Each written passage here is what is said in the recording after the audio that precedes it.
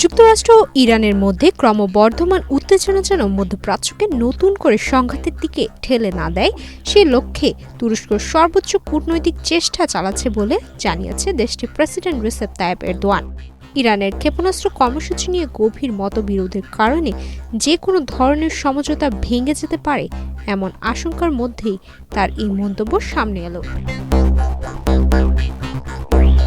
মিশর সফর শেষে দেশে ফেরার পথে বিমানে সাংবাদিকদের সঙ্গে আলাপকালে এরদোয়ান বলেন, শুক্রবার ওমানে অনুষ্ঠেয় নিচু স্তরের পারমাণবিক আলোচনার পর যুক্তরাষ্ট্র ও ইরানের শীর্ষ নেতাদের মধ্যে সরাসরি বৈঠক হলে তা এক্সট্রিম মশার কয়েল প্ল্যান্ট ফাইবার দিয়ে তৈরি, তাই সহজে ভাঙে না, সুগন্ধিযুক্ত ও নিরবিচ্ছিন্নভাবে জ্বলে। ডেঙ্গু, চিকুনগুনিয়া বাহি সহ যে কোনো মশার বিরুদ্ধে দেয় এক্সট্রিম সুরক্ষা। উত্তেজনা প্রশমনে সহায়ক হতে পারে। বৃহস্পতিবার তুরস্কের প্রেসিডেন্ট দপ্তর থেকে প্রকাশিত বক্তব্যের লিখিত অনুলিপিতে এসব তথ্য জানানো হয়।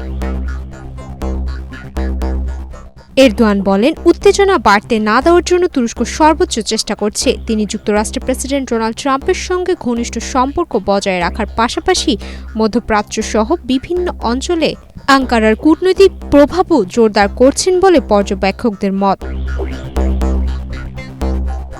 যুক্তরাষ্ট্র ও ইরানের মধ্যে দীর্ঘদিনের মতবিরোধ এখনও কাটেনি। ওমানের সম্ভাব্য দ্বিপাক্ষিক আলোচনায় তেহরানের ক্ষেপণাস্ত্র কর্মসূচিকেও অন্তর্ভুক্ত করতে চায় ওয়াশিংটন। তবে ইরান স্পষ্টভাবে জানিয়েছে তারা কেবল তাদের পারমাণবিক কর্মসূচি নিয়েই আলোচনা করতে আগ্রহী। এই অবস্থাগত অচল অবস্থার মধ্যেই উভয় পক্ষ পাল্টাপাল্টি বিমান হামলার হুমকি দেওয়ায় পুরো মধ্যপ্রাচ্য নতুন করে উত্তেজনা ছড়িয়ে পড়েছে। আলোচনার এজেন্ডা ও স্থান নিয়ে মতবিরোধ থাকায় বৈঠকটি আদৌ অনুষ্ঠিত হবে কিনা সে নিয়েও অনিশ্চয়তা তৈরি হয়েছে। এর ফলে ইরানের বিরুদ্ধে সামরিক হামলার যে হুমকি ডোনাল্ড ট্রাম্প দিয়েছেন তা বাস্তবে রূপ নেওয়ার আশঙ্কাও উড়িয়ে দেওয়া যাচ্ছে না। এনসিভি নিউজকে দেওয়া এক সাক্ষাৎকারে ট্রাম্প বলেন, ইরানের সর্বোচ্চ নেতা আয়াতুল্লাহ আলী খামেনির অত্যন্ত উদ্বিগ্ন হওয়া উচিত। যদিও তিনি তেহরানের সঙ্গে কী ধরনের আলোচনা চলছে সে বিষয়ে বিস্তারিত ব্যাখ্যা দেয়নি।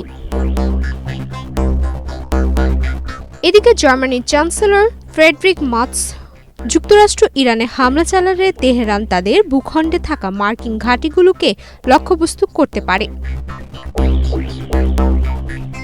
চীন এ পরিস্থিতিতে শান্তিপূর্ণ পারমাণবিক শক্তি ব্যবহারে ইরানের বৈধ অধিকার সমর্থনের কথা জানিয়ে বল প্রয়োগ ও নিষেধাজ্ঞার হুমকির বিরোধিতা করেছে। যুক্তরাষ্ট্র মধ্যপ্রাচ্য জুড়ে সামরিক শক্তি জোরদার করায় পুরো অঞ্চল জুড়ে উদ্বেগ চরমে পৌঁছেছে। সুমাইয়া মিতু, বাংলাদেশ প্রতিদিন।